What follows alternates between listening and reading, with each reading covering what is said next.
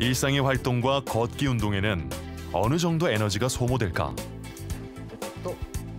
60대의 피실험자와 함께 휴대용 호흡가스 분석기를 이용해 실험을 해보기로 했다.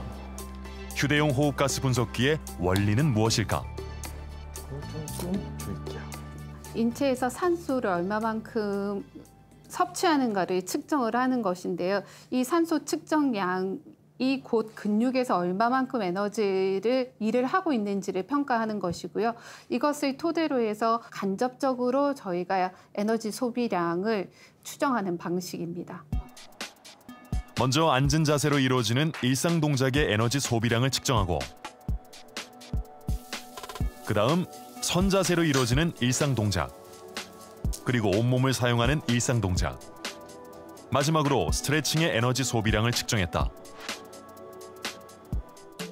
실험 결과 에너지 소비량이 커지는 순서는 TV 시청과 같은 앉은 자세의 일상 동작, 그다음 설거지 같은 선 자세의 일상 동작, 세 번째는 스트레칭 같은 맨손 운동,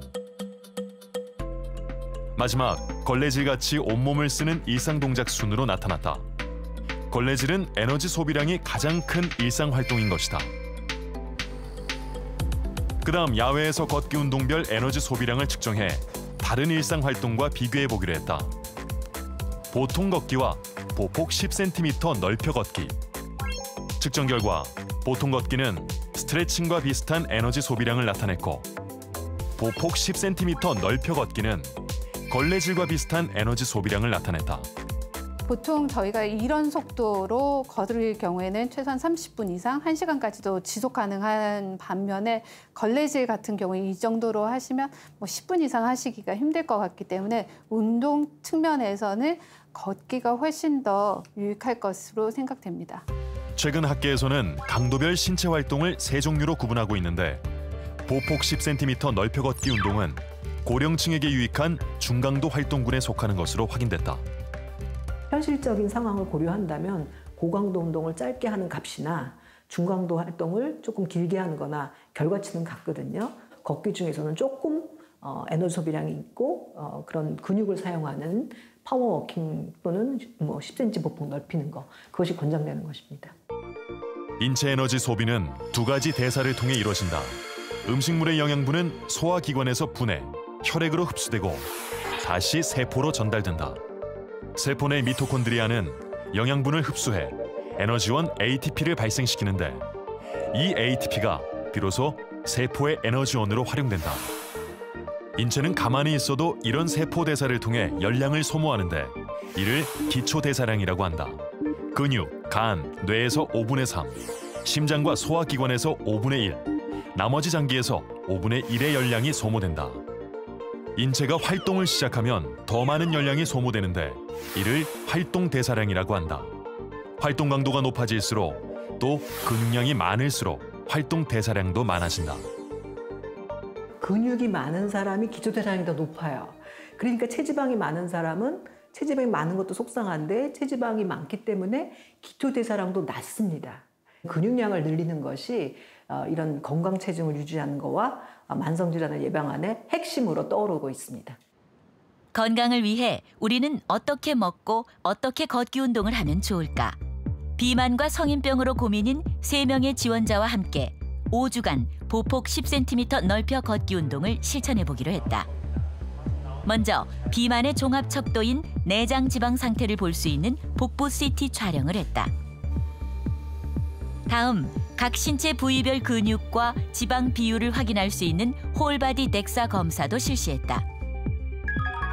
그리고 정밀 혈액 검사, 체질량 검사, 계측 검사 등 기본 건강 검진을 실시했다. 성인병 증상과 생활 습관에 대한 상담을 진행했다. 새 지원자들의 현재 건강은 과연 어떤 상황일까? 직업상 식사 시간이 불규칙한 이윤규 씨. 밤에는 술자리도 잦은 편이다. 요즘 체중이 많이 불어 고민이다. 한 10kg만 뺐으면 좋겠어요. 이윤규 씨는 고혈압과 당뇨 전 단계로 확인됐다. 다이어트 전후로 요요 현상이 반복된다는 신희순 씨. 밥을 줄이면 허기가 져서 과일로 배를 채운다. 빼고 찌고 빼고 찌고 이거를 여러 번 했어요.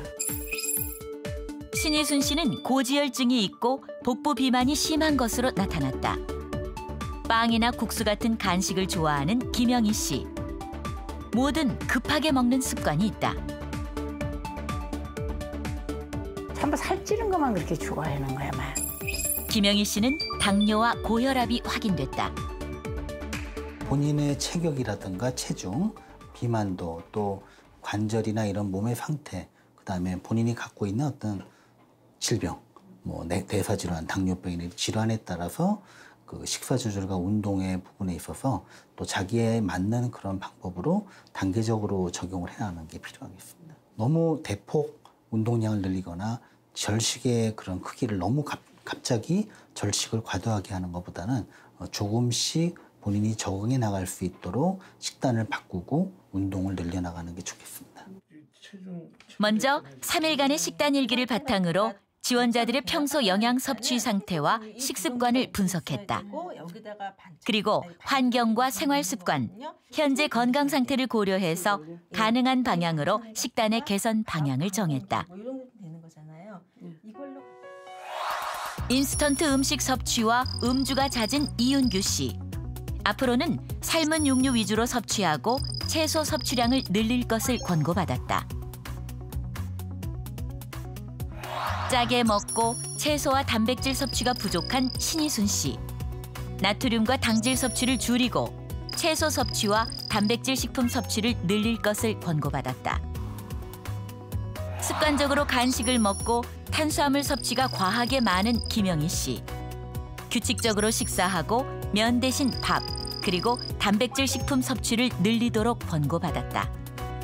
그냥 또 내가 좋아하는 거니까 그냥 무조건 먹었는데요. 그렇게 나한테 피해를 많이 주고 있는 줄 몰랐어요.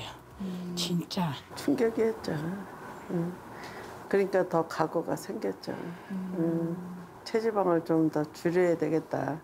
건강을 위해서. 체중을 그냥 무조건 빼는 게 아니라 내가 건강하게 체중을 빼는 게 중요하잖아요. 그래서 건강하게 체중을 빼려고 하면은 영양소가 필요한 것들을 다 섭취를 해야 됩니다. 그래서 식사가 저렇게 해서 정상화되고 나면은 사실은 본인의 삶의 질이나 활력 같은 것들도 훨씬 더 높아질 수가 있기 때문에 인체가 탄수화물을 흡수하면 체내로 흡수돼 에너지원으로 쓰이고 남은 양은 글리코겐으로 전환돼서 간과 근육에 저장됐다가 추후 에너지원으로 쓰인다. 그 이상 섭취된 탄수화물은 대체로 지방으로 전환돼서 복부의 내장 지방으로 저장된다. 이때 보폭 10cm 넓혀 걷기 같은 중강도 운동을 지속적으로 실천하면 지방 조직까지 분해해서 에너지원으로 사용하므로 복부 비만을 줄일 수 있다.